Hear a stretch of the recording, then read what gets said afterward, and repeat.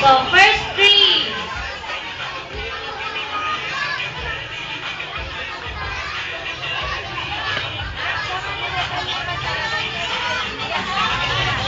Ano ba naman yan?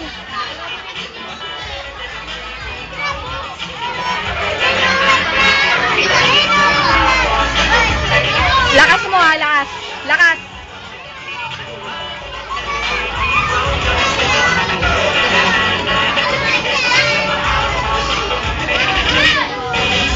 Okay, contestant number 1.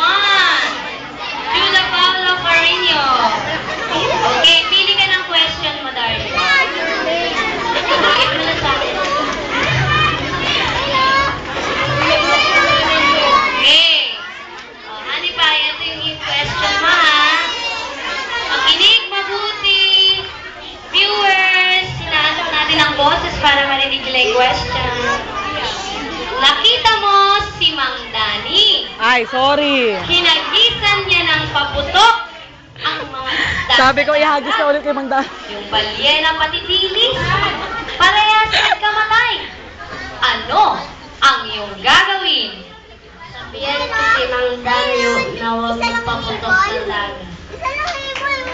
Okay. So, sabihin si Mang Dani huwag Mali! magpaputok Sabi ko, ibalik kay Mang Dan yung sa dagat. paputok. Baya sa Juda. Next, contestant number 2. Eladio Robes, pick up your question. Yan. Oh, yan. Yan, basahin mo na po. Punta ka po sa mic po. So, the same question. Nakita mo si Mang Dani. Hinagisan niya ng paputok yung mga isda sa dagat. Yung balyena at tilis, parehas nagkamatay. Ano ang iyong gagawin?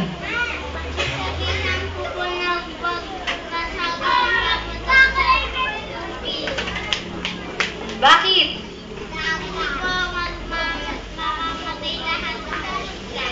Alright. Thank you, number 2.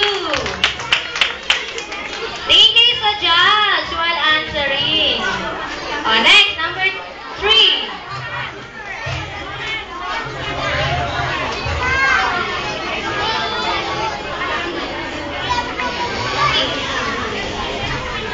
Ito tanong mo, number 3 ha.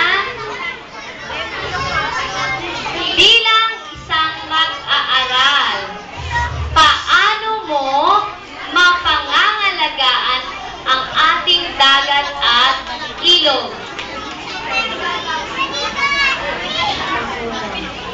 Ulitin mo, darling, hindi nila narinig eh.